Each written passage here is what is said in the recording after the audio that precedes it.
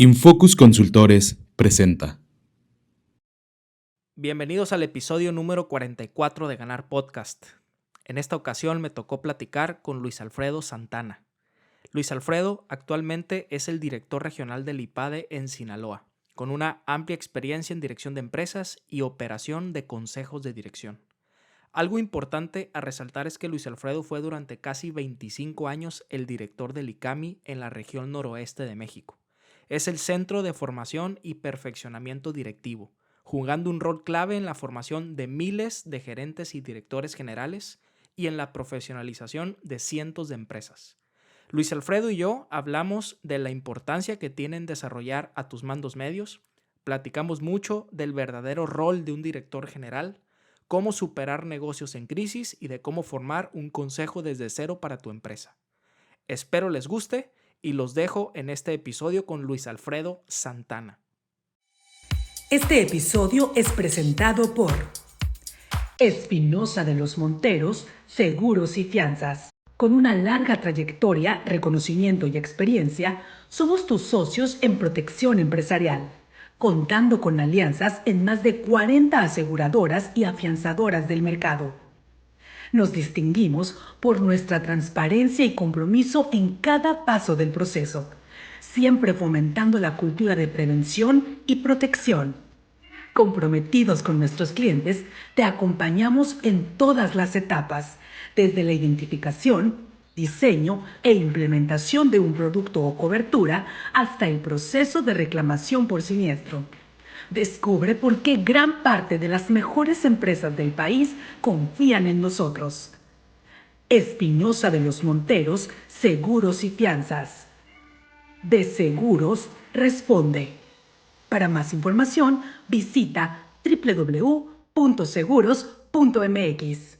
Luis Alfredo, bienvenido al programa. Muchísimas gracias por aceptar mi invitación. Bienvenido.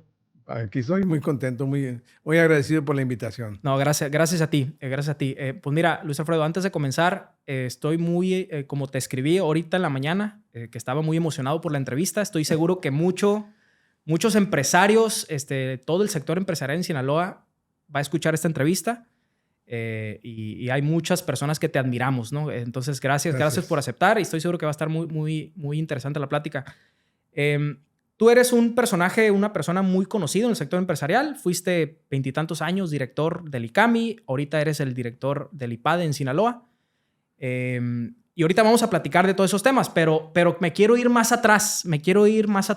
A qué hacía el Luis Alfredo de antes de llegar al ICAMI. Creo que hay muy poquitas personas que conocen esa versión de Luis Alfredo. Sé que trabajaste unos años en una empresa familiar con tus papás.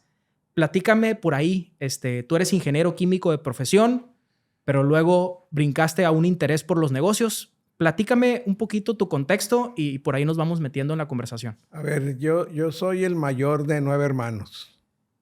Entonces nací aquí en Culiacán. Mi mamá es de Quilá, bueno, era de Quilá, y mi papá de Mérida. Y entonces, pues fuimos 9 hermanos, yo nací aquí en Culiacán, pero luego nos fuimos a Tepic, mi papá por su trabajo, y en ese tiempo él vendía muebles de oficina. Y entonces lo que yo vi durante toda mi vida fue pues que vendía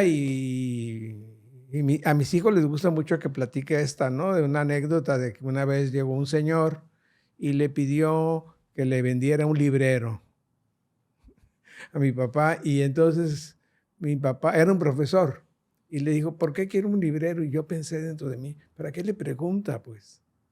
Y entonces el librero le dijo, el profesor le dijo, es que estoy cansado que me agarren mis libros. Cuando van mis nietos, un día estos va a pasar un accidente, porque los libreros tienen vidrios corredizos. No, le dijo mi papá, usted no necesita un librero. Y yo dije, ¿para qué le dice mi papá? Pensé, yo estaba chiquillo, pero lo veía. Y entonces le terminó vendiendo un gabinete de metálico con cerradura para que no le agarraran sus libros. Pero a mí no se me olvidó de que hay que preguntarlo en los negocios. Entonces crecí en un ambiente de ventas, de comercio. Crecí en la tienda, pues, haciendo cosas. Entonces, cuando terminé la prepa, me fui a estudiar a Guadalajara. Diría yo a petición de mis compañeros, porque yo decía que iba a ser médico, pero ellos me dijeron, eres muy bueno para la química. Era bueno realmente, y entonces pues me fui y me inscribí en ingeniería química. Y cuando terminé, bueno, durante la carrera, trabajé en los veranos, trabajé en la cigarrería La Moderna, en la cervecería del Pacífico, en hojalata y lámina, y ahí entendí que había que ser más que licenciado, ¿verdad? Y entonces eso hice, terminé la carrera, y luego hice la maestría, trabajé un año en cervecería Cuauhtémoc, y yo iba a ser maestro cervecero, pero pues siempre hay un amigo que te invita a otra cosa y me platicó del IPADE y me fui al IPADE, hice la maestría, me aceptaron y después me vine a Hermosillo y en el año 76 regresé a Culiacán porque me enteré que Casa Ley buscaba a alguien para el equipo directivo y me contrató Juan Manuel. Me acuerdo que me preguntó qué sabía yo de ellos. Y entonces me dijo, me han hablado bien de ti. Me dijo, ¿pero qué te han dicho de nosotros? Pues le pregunté en Hermosillo y me dijeron que eran honrados, que eran trabajadores y que eran muy duros. Y se rió, pues, diciendo, bueno, me dijo, pues ya estamos investigados los dos. Y trabajé yo como 6 a 7 años con él directamente.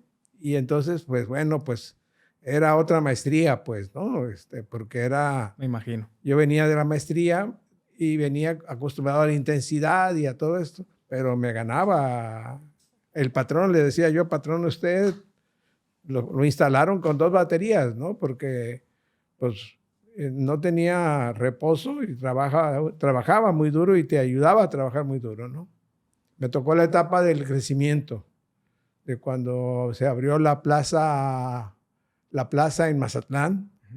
Me tocó cuando abrieron Guasave, cuando compraron en Hermosillo. Fueron años intensos, ¿verdad? Me hice a cargo del Chix y de la panificadora. Y en ese inter me pasé ya, después de eso, pues el negocio de mi familia con mi papá y mi mamá, porque mi mamá era un personaje en el negocio, pues llevaba las cuentas. Y ahí, pues se lo planteé a Juan Manuel y pues ya le dije y me cambié el negocio de la familia. Ok, interesante. Quiero hacer doble clic en su experiencia con Juan Manuel. Pues don Juan Manuel Ley, el Chino Ley, pues es uno de los empresarios más icónicos que ha dado Sinaloa. ¿Qué fue lo que más qué fue lo que más te impresionaste de él en su forma, o qué es lo que más recuerdas en su forma de liderar o de hacer negocios? Él era un hombre, Juan Manuel era un hombre, diría yo, de virtudes humanas, en el sentido de, sabía ser muy buen amigo, aprendí que hay que ser muy buen amigo. O sea, varios de sus relaciones comerciales eran más allá, ¿no? Eran más allá de hacer negocio, ¿no? Era un caso de estar cerca de ellos. Yo me acuerdo muy bien el caso de Herdes. No recuerdo el nombre ahorita de los dueños de Herdes, pero sabía yo, no sé qué pasó con algo, en alguna reunión o algo, y él hablaba, oye, ¿cómo vas? ¿Cómo estás? Lo que sea. O sea, él fue siempre muy buen amigo. Inclusive que cuando yo dejé mi trabajo allí, pues más de una vez fui a verlo para platicar, pues. Sabía ser muy buen amigo y pues me gustó mucho la exigencia, pues. Él era exigente con él, ¿no? Me daba mucha risa porque yo checaba cómo había terminado el partido el día anterior para saber cómo iba a estar de ánimo, ¿no? Si perdían los tomateros, yo me esperaba. Muy apasionado. No, lo vivía intensamente todo ese tema, ¿no? Sí, claro. Sí, no era un hobby, ¿no? Era una vida, una pasión, ¿no? ¿Hay alguna anécdota o hay alguna historia que recuerdes trabajando con él que creas conveniente que las nuevas generaciones que debamos de saber? Por ejemplo, obviamente yo no lo traté a él, nunca lo traté. Él falleció cuando yo estaba empezando mi vida profesional apenas. Pero ¿consideras tú alguna historia o anécdota que debamos de conocer, que recuerdes? Me gustaba mucho que estaba dispuesto a explorar nuevos proyectos, pues. Y no le daba pena decir que no siguiera algo, pues. Sabía parar, pues. Yo a mí me contrató para un proyecto inmobiliario, pero por el destino, Luis Echeverría quiso devaluar el dólar entre la fecha en que yo me vine y llegué a trabajar. Yo llegué el 27 de septiembre a trabajar con él. Y todavía le dimos un poquito de gas al proyecto, pero cuando vimos cómo estaba la situación económica, él me dijo, Luis, no vamos a seguir con eso, me vas a ayudar a mí. Entonces, él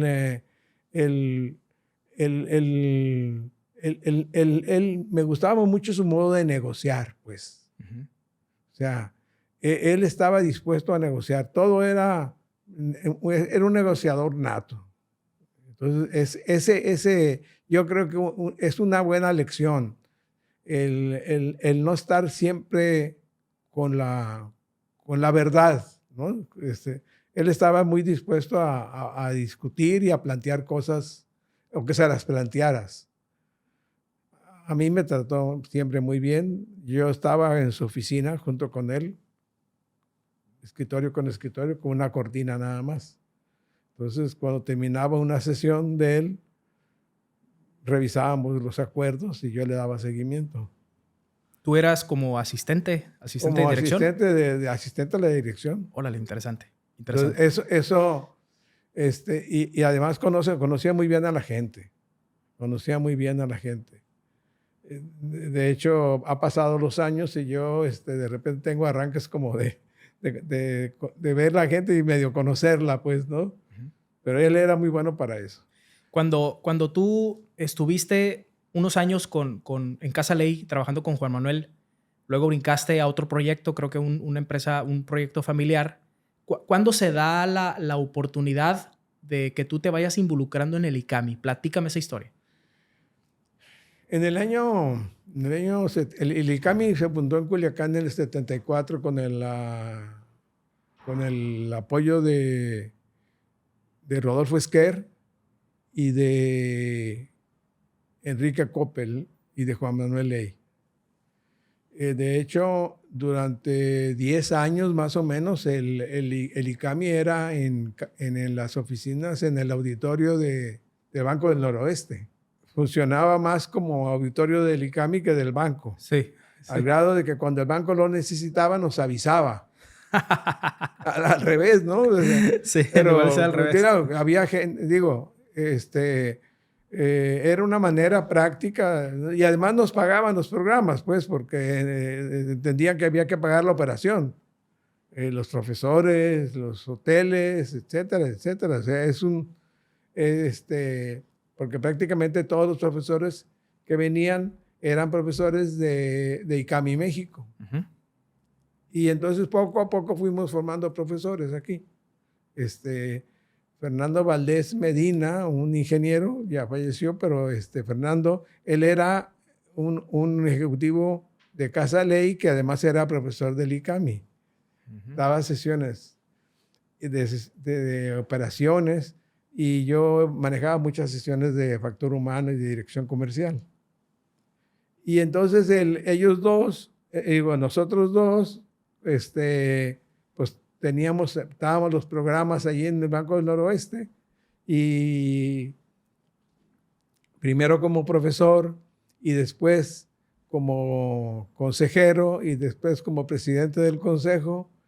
Y un buen día Roberto Vázquez, que es quien fundó el ICAMI aquí en Culiacán, pues se regresó para Monterrey, él era de Monterrey, acaba de fallecer. Y entonces Roberto me dijo, bueno, pues tú ya conoces cómo funciona todo, adelante, ya teníamos una pequeña oficina y todo esto, ¿no? Ya habíamos comprado un terreno ahí en la unidad administrativa y andábamos estuvimos el ICAMI estuvo después de estar en el Banco del Noroeste, estuvo en Carrasco, 44 Norte, me acuerdo muy bien, y después estuvimos por la Andrade y después construimos un edificio. Entonces, claro, pues estamos hablando de todo eso. Y mientras tanto, pues armando la estructura, como dice Carlos Llano, el fundador del IPADE, primero es la estrategia y luego la estructura. Uh-huh. Hay quien quiera armar una estructura para tener una estrategia, ¿no? Pero el primero es la estrategia. Y entonces la estrategia era formación, crecimiento, solvencia económica. Y yo no estaba totalmente a tiempo completo. Tenía porque el ICAMI Noroeste estaba nomás en Culiacán. Pero un buen día, pues, se presentó la oportunidad de tener un programa en Guamúchil o en Los Mochis o en Mazatlán. Empezamos a ir a hacer como pequeñas incursiones apoyados en contactos, en amigos, en egresados del IPADE, porque el público, el mercado objetivo del ICAMI, pues son las empresas que han pasado por el IPADE, que entienden que dependen de su gente. El mensaje es, no creces más porque no tienes con quién crecer, ¿no? Que ese es el mensaje oculto, ¿no? Siempre, ¿no? O sea, yo a varios empresarios les he preguntado, oye, en una ocasión le pregunté al mismo Enrique Coppel, le digo, ¿cuántas empresas vas a abrir este año? Y me dijo un número, y la pregunta es, ¿por qué esas? Y la respuesta de él es, para esas tenemos equipos preparados. O sea, le tienen que crecer las manos y los pies junto con el tronco a las empresas, pues. A veces crecemos mal. Entonces, ese es el truco, ¿no? El truco es crecer armónicamente. El truco no es nuevos negocios. Nuevos negocios hay muchos. ¿Con quién? La pregunta es ¿con quién? Porque tu día tiene 24 horas y ya las épocas del hombre solo ya pasaron, ¿no? O sea, el empresario solo es un mito, ¿no? Es un mito. Eso de que yo controlo por internet, pues no me la creo, ¿no? Sí. Hay que ir. Totalmente de acuerdo. Yo decía el otro día en un consejo, le decía yo que el director tiene que hacerse un plan de esa empresa de visita a las sucursales. ¿Pero a qué va a ir? ¿No? Va a ir a verlos. Para que vea que es cierto lo que pasa. Pues cuando piense en la sucursal de Hermosillo, pues le vea al encargado de Hermosillo.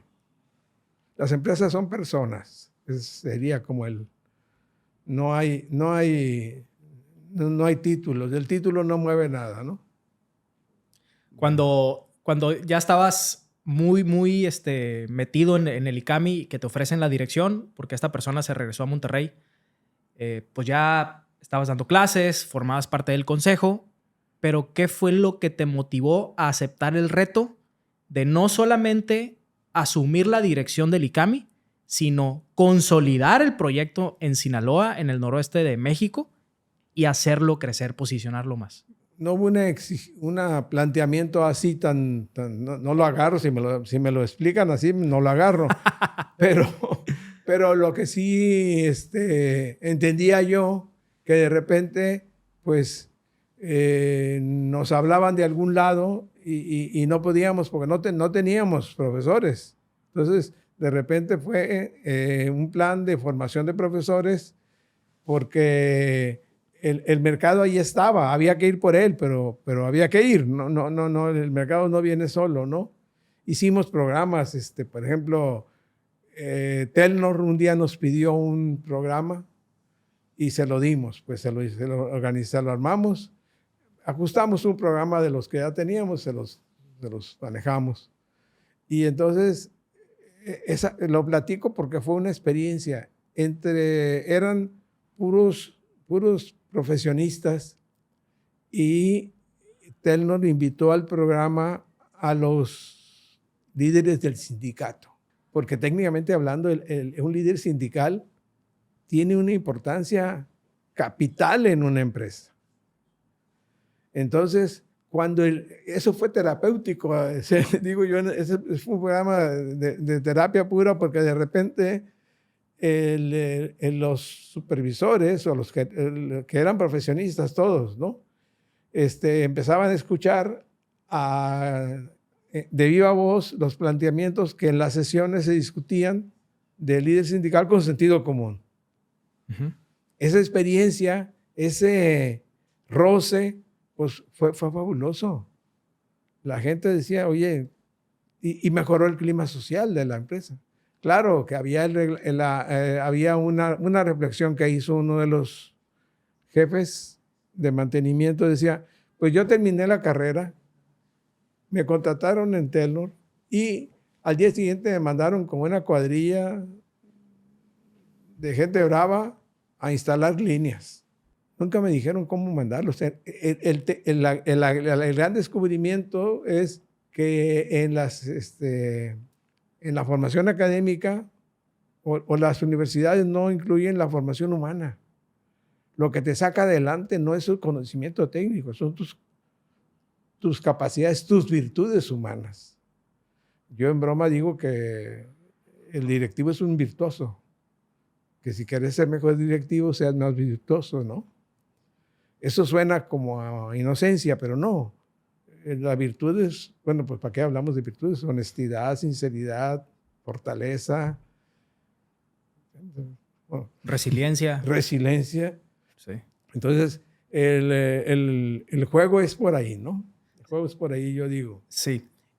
Ahora, estamos hablando de capacitación, de formación, yo creo que de los años 80, ¿no? Estamos cuando recién tú empezaste. Ahorita en mi generación, yo tengo 34 años, pues es fácil para mí, los de generación, decir necesito capacitarme o necesito formarme, pero no sé si en aquellos años no había. Existía ese ADN también de capacitación. No. ¿Cómo se percibía la capacitación en aquel tiempo? Todos tenemos algo que hemos construido con esfuerzo. Una casa, un negocio, el futuro de nuestra familia, un patrimonio. Y es natural querer protegerlo, asegurar su bienestar y el de nuestros seres queridos. Soy Gerardo Gagiola, notario, y mi labor es ayudarte a tomar las decisiones importantes sobre tus bienes y tu patrimonio, para que todo esté en orden y con la seguridad jurídica que mereces. Quiero compartir contigo 4 recomendaciones esenciales para proteger tu patrimonio. Regulariza tus propiedades, formaliza tu empresa, otorga tu testamento. Haz las paces en tu familia y en tu empresa. Mi compromiso es darte la asesoría que necesitas para hacer todo esto de forma legal y segura. Porque todos tenemos derecho a una asesoría profesional que nos dé la confianza para tomar decisiones. Gerardo Gagiola, notario. Un profesional cercano a ti. No, era instruccional. Capacitar era instruir, ¿no? Y cuando el ICAMI llega y te dicen, mira, no sé, cuando yo les digo y les decía, no se trata de que al final del programa tú sepas cosas que no sabías. ¿Okay? No se trata de eso. Si la sabes es que descubriste tú algo que tú no sabías. Pero ese no es el objetivo del programa. El objetivo de la formación es que tú seas el que no eras. Y la gente te lo dice.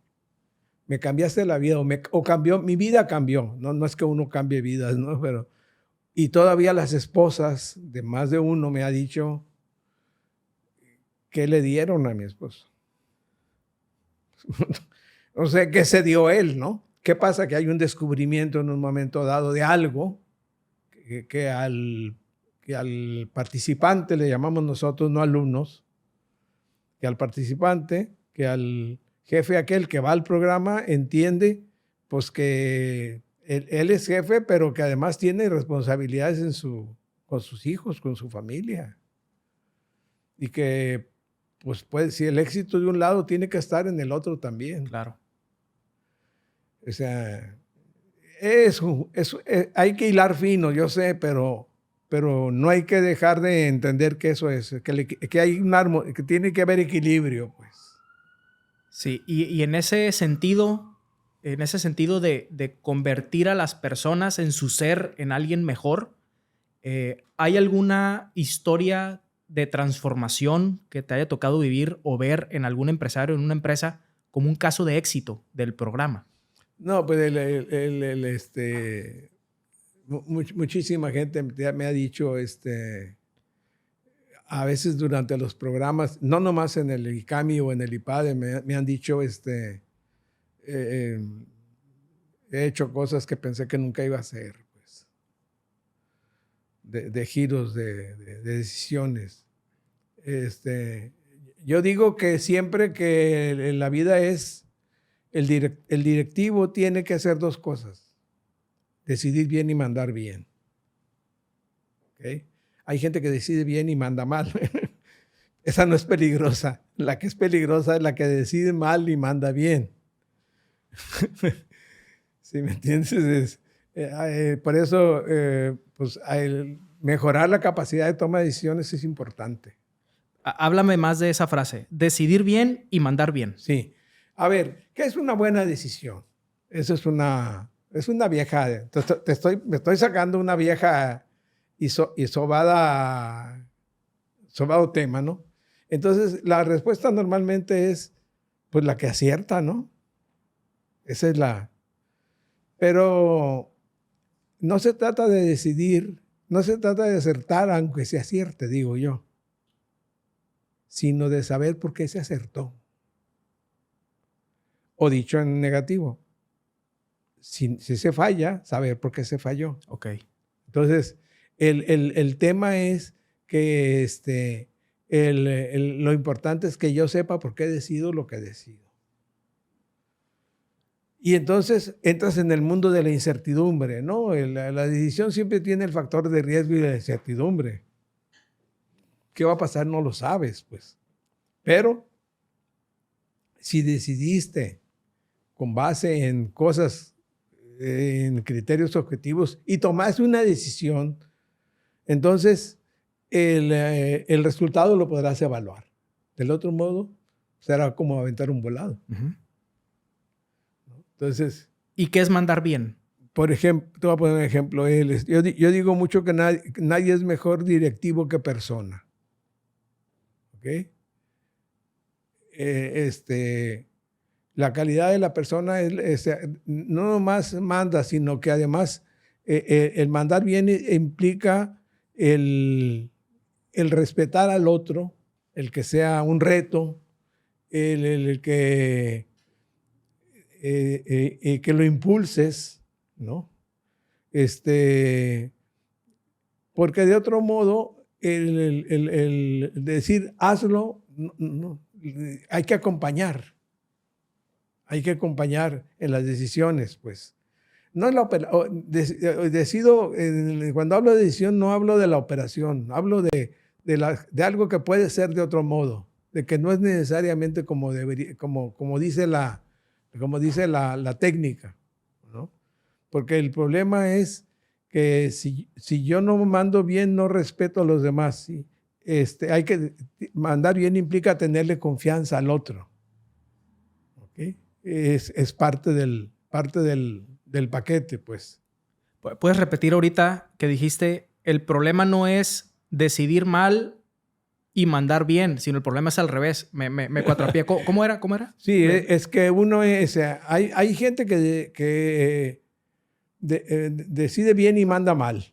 Uh-huh. ¿Por qué? Pues porque su modo de ser no le ayuda, no se comunicó con la gente, no planteó, pero la decisión es buena porque está bien planteada y él sabe por qué la tomó. Pero a lo mejor, y entonces la decisión es tan buena que puede suceder que por lo mismo buena de la decisión la gente la compre y la saque adelante. Ok, sí. Pero cuando decides mal y mandas bien, puedes convencer a la gente de que haga algo que no va a funcionar. Ya entendí. A eso hay que tenerlos ubicados. Ya entendí. Ok, ya. Es un juego de palabras, pero por ahí va, ¿no? Sí, ok, ya entendí. No, interesante. Nunca lo había escuchado así. Gracias por compartir. A ver, Luis Alfredo, tú estuviste casi 30 años como director del ICAMI, y trabajaste con todo tipo de empresarios, viste pasar gerentes de todo tipo. ¿Cuáles son los pasos a seguir o cuáles son los pasos clave que tiene que dar un dueño de empresa para formar correctamente a un mando medio o a sus gerentes de primera línea? Primero por conveniencia, diría yo. Formar a la gente, preparar a tu equipo directivo, te conviene. De entrada. Te conviene porque ahora el gran tema es qué cancha va a tener al adentro. Porque si le pagas, le cubres el programa y él entiende la naturaleza de su trabajo y entiende que él está dirigiendo gente. Vamos a ver, ¿qué diferencia hay entre el jefe de taller y el director general? Voy a decirlo crudamente. Estrictamente hablando, ninguna. Porque los dos tienen como condición, como campo, el seguimiento, la formación y los resultados de su equipo. Yo en broma digo que un jefe de taller sabe más de la naturaleza humana porque tiene que vérselas con los mecánicos, en primera persona, cerquita ahí, pues. En cambio, el director general en un momento dado, pues sí, ve a su equipo, pero el otro vive el fragor del combate. Los dos tienen como responsabilidad directiva la motivación de su gente, los resultados, la evaluación, la motivación. Hace unos años fui a una bodega de una empresa, una paraestatal, y había adentro de la bodega, adentro de una bodega, no sé si te ha tocado alguna vez entrar a una criba de frijol. Bueno, es el polvo y lo demás, ¿no? En verano, en agosto, pues allí no hay aires acondicionados ni extractores de nada. Pero la gente andaba trabajando contenta. Me llamó la atención y entonces le pregunté al jefe de la cuadrilla, le dije, oye, ¿cómo le haces para que la gente no se levanten armas, pues, aquí? Me dijo, pues, cada mes, 3 semanas les organizo una carnita asada, me dijo. Echamos una cerveza y ya. Con eso tiene la gente. Les pago las tarifas, pues, porque habían cribado toneladas, lo que tú quieras. Pero él entendía muy bien en primera persona el tema de las habilidades suaves, soft skills que dicen, ¿no? O sea, cómo motivo. Ya luego platicaremos más del tema de qué hace un director, ¿no? Pero lo más para ponerlo en un contexto, o sea, no son diferentes las capacidades, tienen un grado diferente de trascendencia. Si el del taller se equivoca, pues afectará a la operación del taller. Si el director general se equivoca, pues afecta a toda la empresa. Claro.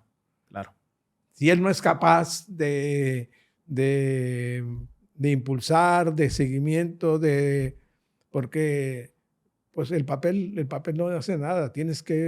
La dirección es un trabajo que se hace del día a día, pues. No se hace por internet. Y en ese sentido de tener en el ADN la formación de la gente hasta por conveniencia, ¿cuál es el verdadero impacto que tiene una empresa en sus resultados y en su operación tener a la gente capacitada como debe ser? Mira, decía Henry Ford que hay que tú puedes preparar a la gente y que se te vaya, o no prepararla y que se quede. Ahora, hay un empresario, ahorita no recuerdo quién me lo dijo una vez aquí en Culiacán, pero me dijo, es circular esto. Si todos empezamos a formar gente, al rato nos llega gente formada de otro. Es crear un ecosistema de formación, pues. Y es cierto, ¿no? A mí hay empresarios que, oye, ¿conoces a fulano de origami? Claro, no puedo decir que sí, porque pasaron como 6,000 supervisores, entonces, o gerentes, o dueños con funciones gerenciales. Sí. O sea, Lauro Melendres, pues era un dueño con funciones de supervisor, ¿verdad? Pero bueno, pues a él le cayó el 20, ¿no? Pero hay que decir que no nomás Lauro estuvo con nosotros, otros empresarios, ¿no? Sí. Chuy Vizcarra, ¿quién más? Manuel Cloutier. Ya no me quedan muchos para... Sí, sí.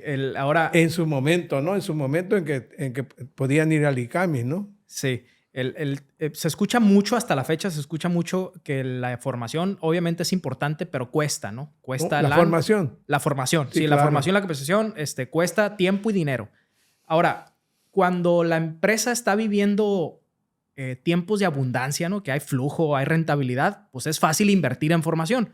Pero cuando la empresa está en crisis, cuando la empresa tiene poco margen, hay deudas que pagar y hay poca rentabilidad, ¿qué opinas tú? ¿Qué consejo le das a ese empresario que está viviendo en crisis para ver si invierte o no invierte en formación? ¿Cuál es tu opinión? Hijo de la mía. Mira, los mejores años han sido los de la crisis. Cuando la empresa tiene mucho dinero, siente que va a durar siempre. Esa es una... O sea, la bonanza nos afloja. El otro día le escuché a un director en una junta, que le dijo a uno de su equipo, estamos en tiempos de guerra, le dijo, ¿no? O sea, en la mirada de los dos estaban recordando algo que ya habían vivido. Sí. De una devaluación, creo que fue en el año 80, una cosa así. El caso es que estaban recordándolo con la mirada, o sea, sí, dijo el otro, es todos los días revisar el flujo, todos los días, me explico, eso es formación también, o sea, el director, el empresario forma con su comportamiento, con su disciplina, ¿no? No puede ser que quieras que las cosas salgan solas. Nunca salen solas, pues. Ya, para acabar pronto. O sea, qué pena empresas que fueron fundadas y los seguidores o los sucesores no tuvieron el empaque para sacar adelante lo que tenían en las manos. ¿Cuáles son los errores más comunes y que tú has visto que comete un dueño al formar a su gente? Dársela sin seguimiento. Ese es el más. ¿Sabes qué pasa? Se van. O que los inscriben en algo y nunca se enteraron a qué los enviaron, pues.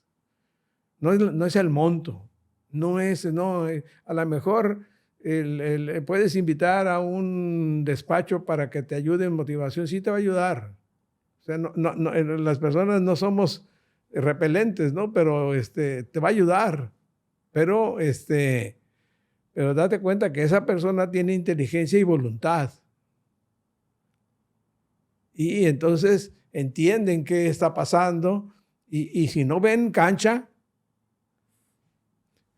un experto en selección me dijo que él le ayudaba a una empresa Y le dije, ¿cuál es el criterio que usas para la selección? Me dijo, que tengan pista. O sea, no me preocupa si ahorita no saben, pero si quieren aprender, van a aprender, pues. Y en los test parecía, ahí quedaba claro cuando había pista y cuando no había, pues. Y mi reflexión es que haya pista, pues hay que buscar gente con pista. Que tenga ganas de aprender, que tenga capacidad en el disco duro, diríamos ahora, ¿no? Sí. Y ese seguimiento que platicas, me imagino que muchos dueños de empresa cometen ese error, falta de seguimiento, pero no son conscientes que tienen que dar ese seguimiento. ¿Qué tipo de seguimiento recomiendas dar? Hombre, por ejemplo, desde lo más elemental, algunas empresas son muy generosas, lo son, y lo apoyan al colaborador para que tome algún programa, ¿no? Para que se capacite en algo. Pero al rato, con esa capacitación, él no va a tener cancha en la empresa. Pues se va. O se va o se queda, pero pensando, bueno, pues ¿para qué me fregué estudiando, preparándome, si nadie me lo reconoce? O si no hago nada de lo que vi. Mejor, eso no nomás. O sea, la función de recursos humanos, me voy a meter en un terreno pantanoso, pero no es del departamento de recursos humanos. Es de los jefes que administran a su equipo. Entonces, yo, director comercial, pues seguramente tengo un interés en preparar a mi equipo directivo en algo. Pero soy yo. Y ahora el otro viene y me dice que quiere estudiar, no sé, instrumentación en no sé qué cosa. Y entonces, pues no, eso no lo vamos a ocupar, no lo vamos a necesitar y más vale hablarlo. Pero si la política es aprovechar o apoyar, pues entonces hay como una disonancia en el manejo de los recursos de capacitación, ¿no? Ahí sí es capacitación, no es formación. Ahorita comentaste que el director o el dueño forma con su comportamiento. Claro. ¿Qué tipo de comportamiento estamos hablando? Por ejemplo, hay cosas que son como de lógica. Por ejemplo, el tema del respeto a la gente, en sus intereses, ¿no? El respeto en su orden, en su trato, y no nomás en la empresa, ¿eh? No nomás en la empresa. A mí me decía una vez en una sesión un participante, me dijo que él una vez tuvo que llevar a su jefe a su casa porque no podía llegar solo, de tomado que iba, ¿no? No digo que tomar sea malo, lo que digo es, ojo, ¿cómo vives? Pues, ¿cómo tratas a los demás? Estás diciéndole a los demás muchas cosas. El director, como trate a su equipo, el mensaje es, así traten a los demás. Y se vale todo, ¿no? Tú revisa en tus relaciones y yo con las mías y verás que efectivamente un jefe que es puntual, que dice y que no pierde el tiempo y que no prepara una junta, pues se nota, pues. Entonces, eso es la formación en la vida real en la empresa. Que no, el director voluble, que un día decide una cosa y otro día decide otra, cuidado, pues. Entonces, aunque tenga éxito, Sí. Si pudieras darle un consejo a los dueños de empresas o a los emprendedores que buscan fortalecer la formación o la relación de su gente, ¿cuáles serían esos consejos? Que el trato siempre es personal, ¿no? Nunca diriges en bola, pues. Entonces, tienes que, como director, te conviene el tener un seguimiento individual de tu equipo.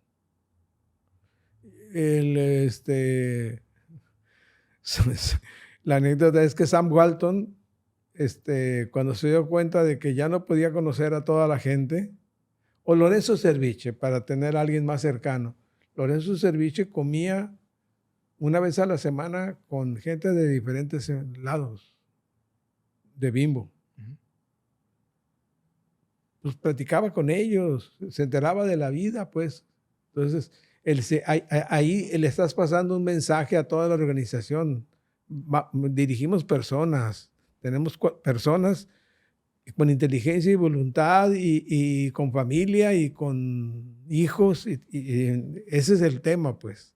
Entonces, yo creo que respondiendo a tu pregunta, que es uno por uno el seguimiento. No todos funcionamos con la misma receta. ¿Te refieres a que debe ser un trato y una formación personalizada? Personalizada. Individual. Sobre todo para la gente que reporta directamente. Sí, yo no aspiro que el dueño de Bachoco deba conocer a todos los encargados de las granjas, ¿no? Uh-huh. Que a lo mejor conoce más de los que yo creo. Pero el director de Bachoco seguramente conoce perfectamente a su equipo. Y ese es el tema, pues, ¿no? Porque me consta, porque lo conoce. Tengo un amigo que es de su equipo directivo y sabe cómo son. Y ese es el mensaje para que los demás trabajen igual, ¿no? Sí, claro. Ahora, ya metiéndonos en temas de dirección general, en tu experiencia y que te ha tocado tratar de todo tipo, ¿cuál es la diferencia entre un director general promedio, por así decirlo, y entre un director general excepcional? ¿Dónde estaría la diferencia? En alguna ocasión, es que estoy pensando en 2 o 3 que son excelentes directores. Son ¿cómo decía? ¿Cómo lo debo decir? Es alguien que se hace experto en él. Buscan el ser expertos. El director general excepcional se hace experto. No es la palabra exacta experto, se hace como un investigador del tema. Y reflexiona. Ese director general excepcional es alguien que entiende que no nomás es la posición la que lo saca adelante, es su prestigio personal. Es conocido nuestro José Manuel Arana, Chacho. Él es el caso típico del director general excepcional. Digo, lo conozco bien, que al grado que ha puesto por escrito sus conceptos, pues. O sea, ese paso de hacer bien las cosas y la congruencia, pues. Porque a veces, cuando vienen las crisis, tiene la tentación el director de cortar cabezas. Y pues la crisis van a venir siempre. Lo que pasa es que te tiene que agarrar preparado con tu equipo funcionando, ¿no? O sea, pensar que ahorita no nos podemos sorprender de la crisis que tenemos económica, ni otras crisis, ¿no? No nos podemos sorprender. Bueno, pues hay empresas que les está yendo muy bien. Y bueno, pues qué bueno, porque se prepararon, tienen equipos flexibles, ¿no? Y están dispuestos a batear de sacrificio, como digo yo, ¿no? Uh-huh. O sea, el saber batear de sacrificio es un tema. Tú tienes, no sé, como pues muchos años dedicado al sector empresarial y te ha tocado pasar muchas crisis. Quiero aprovechar el tema que sacaste.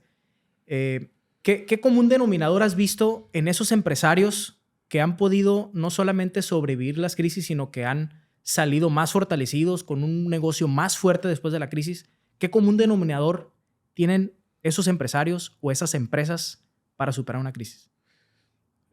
En la crisis del 76 me tocó platicar una vez con Santos Gutiérrez, mientras que otros estaban yéndose dejando el país. Decían, bueno, pues nosotros vivimos aquí vendemos, aquí cobramos. O sea, es hacer el ajuste a tu nueva realidad. Pues no puedes esperar a que las cosas se compongan solas.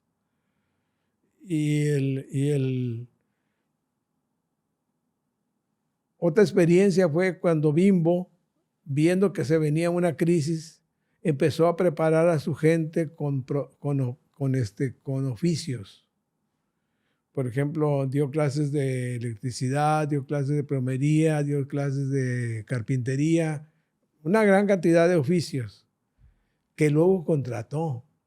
O sea, a los que tenían que irse por reducción de personal, los hizo tener una profesión, tener un negocio que luego era proveedor de Bimbo.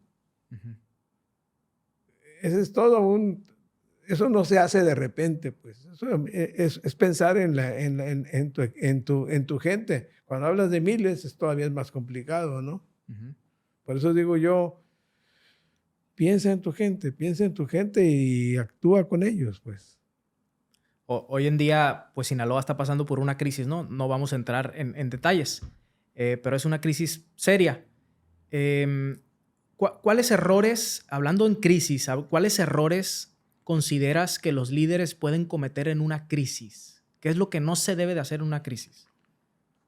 El peor enemigo es el que nunca ves venir. ¿Okay? El director tiene que ser alguien que tiene las antenas levantadas, pues. Tiene que saber qué viene. El peor enemigo es el que no ves venir. Ese te agarra fuera de base. Y pues, contra eso no hay amparo, ¿no? Bueno, ya no hay amparo, ¿no? Pero contra eso no hay amparo, ¿no? Entonces, el tema es ese. El tema es, si nunca te diste cuenta que tu producto estaba indexado al dólar, pues, o creías que iba a mantenerse sin cambios, porque date cuenta, en algún momento en este país el dólar valía 12.50 y ahorita con la misma escala vale 21.500. De 12.50 en el 76 a 21.500. Le quitamos 3 ceros para quitarnos el dolor de cabeza. Sí. Pero ese es el tamaño de ajuste que vivimos. De acuerdo. Sí, estoy de acuerdo. Y cuando la empresa está en crisis, entonces, ¿cuál debería ser el enfoque del director general? ¿A qué le tiene que invertir su tiempo? Me gustan mucho hay una profesión que se llaman urgenciólogos. Los urgenciólogos primero estabilizan al paciente. No lo curan, lo estabilizan. No se les muere. Un buen urgenciólogo no se le muere el paciente ahí. Como venga, ¿no? O sea, como venga. Viene así y él decide, hace y se lo entrega al especialista para que le ayude. Entonces, tenemos que ser medios urgenciólogos para estabilizar, saber no desangrarte el flujo, cuidar el flujo es fundamental. Y estar dispuesto con el equipo. No hay decisiones que tú no puedes tomar solo, más que con tu equipo, pues. Pero tiene que ser una disciplina permanente. No puede ser en momentos de emergencia, cuando llames a la unidad y tal. No es el momento. Debe ser la rutina, ¿no? Debe ser el modo de hacer, para que la gente diga, ok, vamos por aquí. Porque, pues, la empresa es como una familia, donde los hijos se tienen una libretita donde anotan cómo eres, pues. Y el día que no eres como eres, pues ese día tiene que pasó. Pues no que... Sí, ahí es donde se da cuenta de que está hecho uno, sí, ¿no? de que está hecho uno, claro. Ya es donde más toma nota la gente. Y toma nota y entonces se refuerza el cariño, se refuerza la entrega, se refuerza todo. Y en esa etapa me gustó como lo dijiste, de estabilización de la empresa, de la analogía con el urgenciólogo. En esa etapa de estabilización, ¿cómo se le debe de comunicar la crisis o el tamaño del problema a tus colaboradores? Sí, es una discusión muy vieja, pero es buena. Yo digo que el director tiene que dar la cara, ¿no? No puedes mandar recados y no puedes mandar una circular ni estar en una videoconferencia, no sé, tienes que dedicarle, dar la cara, ¿no? Dar la cara. Y es más, la gente lo agradece y entonces a lo mejor preguntan, ¿no? O sea, el tema en la empresa es que cuando tú abres cartas, el otro te pregunta más cosas, pues. Sí. Y digo yo, si en el ámbito de la organización el estilo es enseñar las cartas, pues no pasa nada, pues es un ejercicio más. Sí, lo que no puedes hacer es, ahora que se complicó, te voy a enseñar las cartas, ¿no? Pues, porque la gente quiere más cartas, ¿no? O sea, los resultados, los costos y el día a día de la empresa, cómo casi te preguntan cuánto ganas, ¿no? Y bueno, pues, o sea, el crecimiento en las empresas hace que pasemos de hacer negocio a hacer empresa, ¿no? Claro. Pero cuando creces, no nomás compartes las tareas, compartes la autoridad, compartes el poder, compartes el ingreso. El juego es parejo, pues. Sí. Ahí en esa etapa de brincar de ser negocio a ser empresa, ¿cuáles son las principales problemáticas en ese proceso? El problemática es que a veces por hacer empresa dejas de hacer negocio. Lo que decíamos hace rato, el tema como lo dijimos, el tema de pasar de los resultados, de hacer empresa, hacer negocio, implica compartir el poder. Y eso es como el salto de la muerte. Porque entonces empieza a hacer estructura. Decíamos que primero la estrategia y luego la estructura. Después la estructura, así es. Bueno, pues entonces a veces de repente empieza a hacer estructura y la estructura se come al negocio. Se empieza a comer a la estrategia del negocio. O sea, y además tus habilidades directivas para una fase eran importantes y para otra, y en la otra ya no eres importante. A ver, me estoy perdiendo un poquito. Entonces, ¿ha habido empresas que en su proceso de profesionalización o incluso de institucionalización han perdido el negocio que tenían? O sea, Pierden flexibilidad. Porque si no es... Pierden flexibilidad y capacidad de respuesta. Pero la idea de profesionalizar una empresa es para que el negocio siga creciendo también, ¿no? Si estamos hablando de una empresa familiar, cuando quieres hacer la profesionalización o la institucionalización, en el caso de una empresa así, hay el riesgo de que se armen grupos de cotos de poder. Cosa extraña, pero sucede. Entonces, esos son los riesgos, pues. ¿Okay? Y ahí es donde se pudiera perder la parte del negocio. Se podría perder la flexibilidad. La capacidad para estar atento al mercado. Sí, ahorita dijiste que primero es estrategia y después estructura. Platícame un poquito más a profundidad esta frase. En el trabajo directivo es muy importante saber para dónde vamos, pero la estrategia implica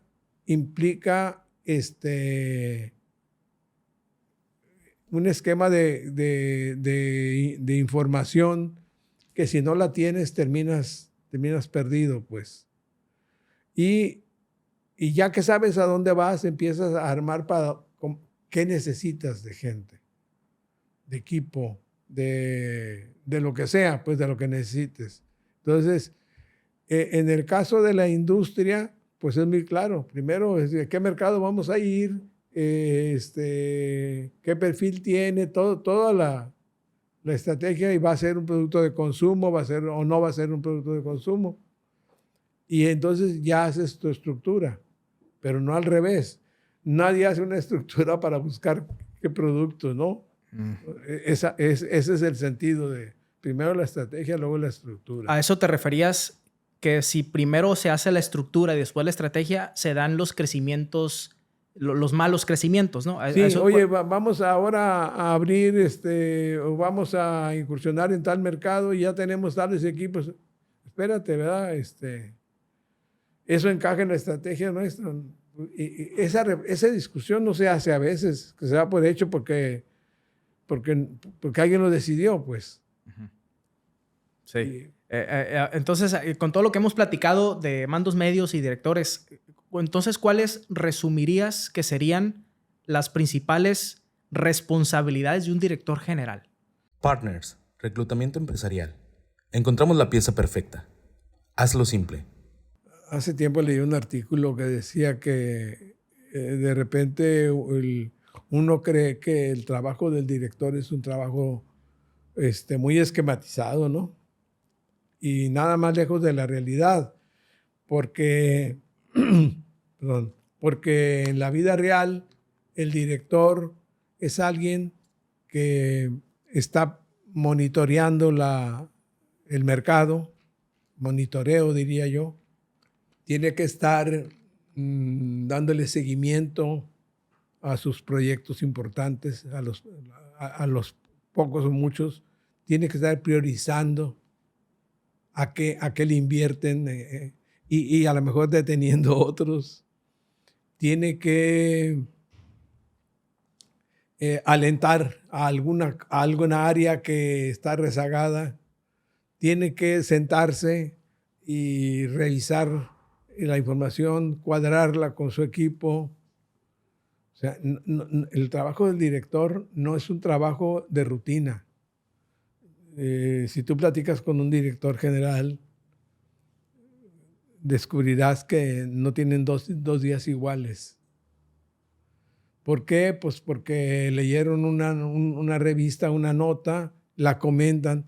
Entonces monitorea y trae al núcleo de la empresa el tema. Va viendo cómo se mueven las diferentes áreas y las va alentando y las va impulsando o le da seguimiento a un tema. Yo digo en broma que nadie aguanta 3 juntas. Sí. Cuando en la dirección se empieza a ver un tema que está atorado y se revisa una segunda junta, a la tercera junta tiene que salir. ¿Por qué? Pues porque hay interés pero el interés se demuestra revisando la información.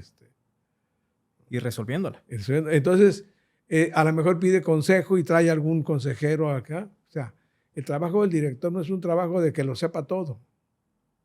Es más, yo diría, no lo sabe todo. Pero ese ejercicio, cuando tú crees que la sabes, ya estamos perdidos, ¿no? Ese es un ejercicio de humildad del director. El director tiene que entender que él es tan limitado como el más limitado que él conozca, ¿no? Ahorita mencionábamos a Lauro Melendres. De hecho, cuando lo entrevisté, fue el episodio 5 o 6, no me acuerdo. Él dijo que fue un parteaguas para él en la empresa, en su mentalidad, el haber asistido al ICAMI, ¿no? Y ahorita tú Y luego fue al IPADE, ¿no? Después fue al IPADE, claro. Se fue preparando más. Y ahorita tú lo mencionaste que cuando empezó el ICAMI, Lauro Melendres, él era dueño de Farmacón, pero tenía un rol de supervisor o un rol de gerente. Ahí hay Era el dueño de Farmacias Continental. Exacto. Sí, correcto. Ni siquiera se llamaba Farmacón. Sí. La pregunta es, hay muchos emprendedores que nos escuchan que son dueños de su emprendimiento, son dueños de la empresa, pero que están atrapados en la operación diaria. ¿Qué consejos recomiendas para que ellos puedan delegar poco a poco la operación y puedan asumir un rol más de toma de decisiones, de construir un liderazgo, de formación? La primera es que ya hacen muchas cosas. La primera reflexión es que si ya tienen un proyecto exitoso o un proyecto en desarrollo, ya dieron el primer paso, ¿no? La cosa es entender que no somos todólogos. O sea, hay un momento en que ya no te alcanza ni la vida ni los conocimientos. Yo siempre pongo el ejemplo de el emprendedor. Hay roles, ¿no? El rol del emprendedor, hay el rol del operador, hay el rol del director, hay el rol del administrador. Entonces, escoge. O sea, nada más identifica en cuál ya no das. O sea, no hay una receta general. Escoge tu rol. ¿No?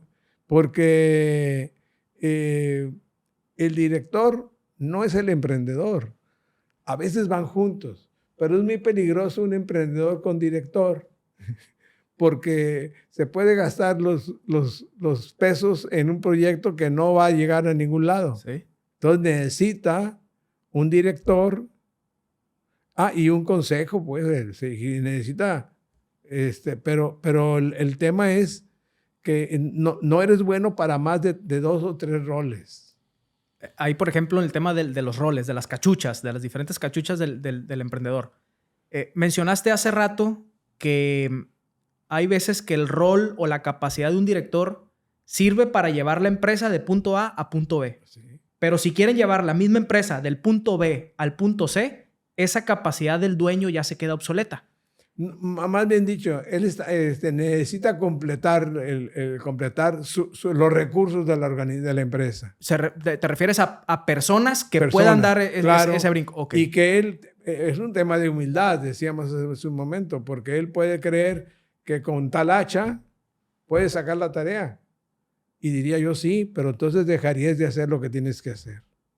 Pero ahí entonces es cuando se viene la necesidad de delegar la dirección o delegar específicamente esos temas, esos proyectos nuevos. Cuando delegas, no solamente delegas tareas, delegas autoridad, poder. ¿Ok?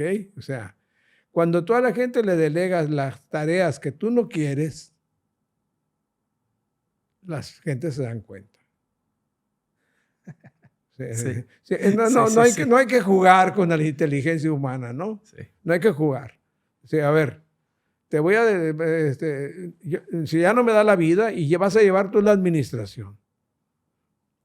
Es más, hay empresas en donde el rol del dueño, ¿cuál es el rol del dueño? ¿Qué debe hacer un dueño? Exigir rendimientos, exigir rentabilidad, etcétera, etcétera. A ver, el rol del dueño, ¿quién lo juega a veces en muchas empresas? Pues el contador, que llega el dueño real, y le dice al contador, vamos a comprar un equipo. Y dice el contador, no podemos. Porque tenemos que pagar esto. Bueno, en mi familia, mi mamá jugaba el rol de dueño, porque mi papá pues, era comerciante, ¿no? Y entonces le gustaba tener la bodega llena. Entonces, no es por eso, no es así, pues. Uh-huh.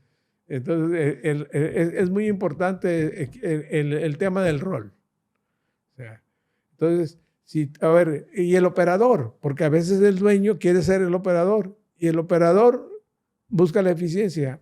El otro día le planteaba yo a un empresario, oye, le dije, ¿por qué no tercerizas la distribución? Porque hay una empresa que recibe tus productos y los entrega en toda la costa del Pacífico. Se los entregas en Culiacán. Entonces me dicen, no, pues van a saber quiénes son mis clientes. Y le dije yo, ¿y tú crees que no lo saben? Sí. O sea, es una inocencia nuestra esa. Pues. Entonces lo que quiero decirte es, esas decisiones, pues, las debe tomar el que las debe tomar, pues. Sí. Ahora, cuando hay crecimiento, pues entonces los roles se clarifican. Porque entonces, bueno, pues el administrador se encarga de que toda la información esté completa, que todas las obligaciones legales se cumplan, que ¿Cuál es la diferencia entonces del rol de un dueño, del rol del director y el rol de un gerente? ¿Dónde están las principales diferencias? A ver, el dueño arriesga. El dueño corre un riesgo. A lo mejor lo confunde con otros roles, pero en realidad lo que el dueño busca es tener utilidades. El director establece los planes y propone y le autorizan o se autoriza y establece las metas y propone rentabilidad. Y el gerente se encarga de la operación de una parte de la... Pero en todos los casos hay una función directiva, ¿sí te das cuenta? O sea, porque hay personas que no van a actuar ni van a operar si no hay quien esté con ellos. El trabajo en la empresa es un trabajo individual, personal. Contra lo que pudiera, aunque manden mails, ¿no? Aunque haya chats, aunque haya WhatsApp, al final de cuentas son personas. Y hay que estar ahí, ¿no? Hay que estar ahí, hay que estar cerca. Pues de hecho la dirección de equipos en multilocales, tienes una operación en Brasil o una operación en Toluca y una operación en Villahermosa, pues ya tiene su grado de complejidad, pues de vez en cuando tienes que ir a Toluca o a Hay que Villahermosa. darse el tiempo. O que vengan, o sea, es un juego, ¿no? Sí. Es un juego. Sí. Oye, Luis Alfredo, has sido testigo de muchos cambios generacionales en las empresas y ahorita muchos directores ejecutivos de mi edad, que andan en los 30, principios de los 40, pues están asumiendo roles muy importantes en las empresas. ¿Cuál es tu opinión de estas? ¿Cómo ves tú a las nuevas generaciones? ¿Qué desventajas les ves? ¿Qué ventajas les ves? Y sobre todo, ¿cuáles son los principales retos? El reto es, bueno, uno de los retos es la permanencia. O sea, un gran problema, iba a decir reto, pero no, un gran problema de las empresas es la retención del talento. O sea, el gran reto es la retención del talento. Atraes, pero no retienes, pues. Y bueno, pues yo conozco casos así paradigmáticos. No sé, un directivo de Amazon que renunció porque el horario no se lo quisieron cambiar. Un directivo importante porque pues, tenía ganas de aprender saxofón, ¿no? Así tal cual. O su balance personal. La gente ya habla de otras cosas que antes no hablaba, ¿no? Sí, El balance personal, el logro, etcétera, etcétera. Sí. Muy bien. Ya para ir cerrando el episodio, al principio, antes de prender las cámaras, te comenté que quería hablar sobre los consejos de empresas, ¿no? Ajá. Yo tengo la duda de cómo se forma un consejo desde cero. Estoy seguro que nos escuchan muchos emprendedores que no tienen un consejo y que nunca han tenido uno. ¿Cómo se forma un consejo desde cero para hacerlo correctamente? La primera reflexión, el primer paso, diría yo, es cuando alguien se plantea tener un consejo o considera el tema de tener un consejo, me parece que debe asumir que el consejo, ¿para qué quiere el consejo? Debe reflexionar. Definir para qué lo quiere. Sí, Okay. ¿Y para qué es un consejo? No, bueno, para lo que tú quieras, pero lo que tienes que tener claro. Okay. Por ejemplo, idealmente, ¿para qué pudiera ayudarte un consejo? Ajá. Idealmente te ayuda para rendición de cuentas.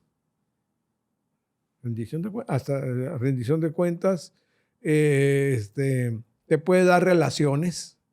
Te puede dar recomendaciones. Tiene una perspectiva diferente de ti que tú. Hay casos así históricos. No sé, el consejo corrió a Steve Jobs, ¿no? Porque sus capacidades no eran las que la empresa creían ellos que necesitaba, pero era un consejo que trajo a Steve Jobs. Sí. Aquí el tema es, todo el mundo habla mal del consejo cuando corrieron a Steve Jobs, pero ese lo trajo él. Sí. Entonces, yo digo que los puntos siempre se conectan, ¿no? Eso dice Steve Jobs, pero yo estoy convencido de eso, pues. Que en la formación directiva hay que ir poniendo puntos, pues.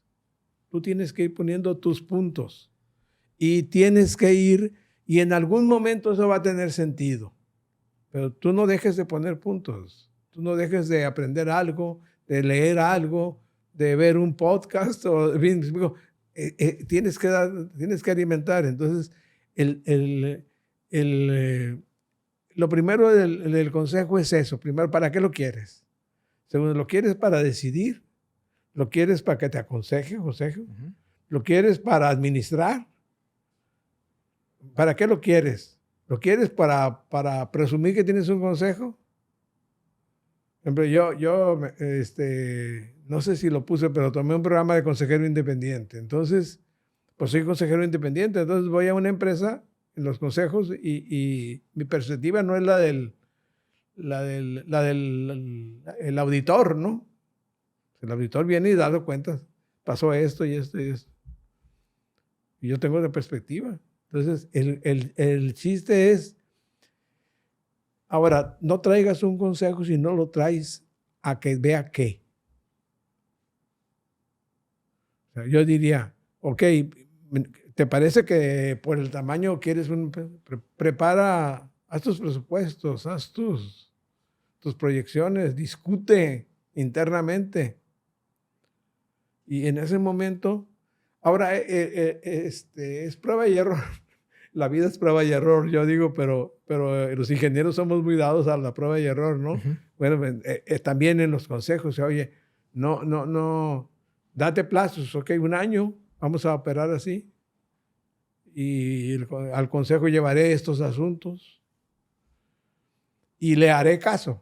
Porque el riesgo es, o sea, yo conozco varios consejeros que dicen, mira, ya no voy a seguir aquí porque no me hacen caso. No, aunque te paguen bien, pero, o sea, no tiene sentido, pues. Sí, y ¿para qué tipo de empresas es recomendable un consejo? ¿Crees que todos los emprendimientos o todas las empresas necesitan un consejo o en qué etapa sí o en qué etapa no? No, yo creo que no hay una regla. Hay empresas que nacen con consejos, Ujú. prácticamente, ¿no? Yo Ujú. conozco ya 2 o 3 que no, es que formamos el consejo, nos pusimos de acuerdo y yo ya hice mi inversión y les doy, los aprovecho con feedback. Bueno, pues adelante, es un modelo muy respetable y además muy útil para que camine. Sí. Ya para ir cerrando, Luis Alfredo, dejaste el ICAMI, 20 y tantos años como director del ICAMI y ahorita eres director regional del IPADE. Sí, ¿Cuál es tu rol ahorita? soy director de la sede de Sinaloa. Ujú. Ahorita estamos en pausa, ¿no? Este año vamos a estar en pausa, pero sigo yo vinculado a los programas en todo el país. ¿Cuál es el rol que juegas ahí en el IPADE aquí en Sinaloa? Yo le reporto a un consejo promotor. En el consejo promotor le doy seguimiento a la promoción de los programas. Busco con mis contactos, a través de los consejeros, empresarios, directores que les interese o que creamos que les cae bien un programa. Son programas de largo plazo, en el sentido de que son de 9 meses y tenemos una sección de programas enfocados. Ujú. Tenemos un programa de consejos en acción, tenemos un programa de dirección por servicios, tenemos un programa de la cadena agroalimentaria, que son programas ya muy validados, pues, ¿no? Ujú. Y bueno, por el IPADE hemos pasado más o menos aquí, desde el 2001 a la fecha, unos 350, aunque en el estado habemos cerca de 500, un poquito más de 500 egresados de Nivel nacional. de todos los programas. Pero aquí en Sinaloa 350 prox. Sí, no, 500 y tantos, aquí a nivel estado. Pero programas que hayan sido aquí, 300 y fracción, 350. ¿Y qué significa para ti, Luis Alfredo, el de tantos años estar formando líderes, estar formando a los nuevos empresarios? ¿Qué ha significado para ti toda esta experiencia que has tenido? Mi esposa dice que ahora convivo con los chavos de 40, ¿no? La verdad es que estar cerca de tantas organizaciones, aprendes. He aprendido a aprender, pues. O sea, aunque lo viví en mi familia, con mi papá, pero yo creo que el director es alguien, el empresario tiene que aprender a aprender. No hay un manual, ¿no? Pero tiene que tener eso, ¿no? Y entender que, bueno, eso, hay mucho tema, pero... ¿Cuáles son los libros que recomiendas? ¿Tienes algún libro de negocios, de desarrollo personal, que más hayan influido en tu vida? ¿Cuáles serían? Sí, hay un libro que se llama Ser y Hacer de las Familias Empresarias en México. Es un compendio de muchos profesores del IPADE que lo estoy repasando. Muy bien. Me gusta mucho. Muy bien. Luis Alfredo, pues doy por terminado este episodio. Quiero agradecerte por haber aceptado, primero que nada, por regalarme 1 hora y media de tu tiempo, de tu conocimiento. Es 1 hora y media. Casi hora y media. Creo que estamos por cumplir 1 hora y media. Yo creo que ya está dando hambre. Ahorita ya nos vamos a comer.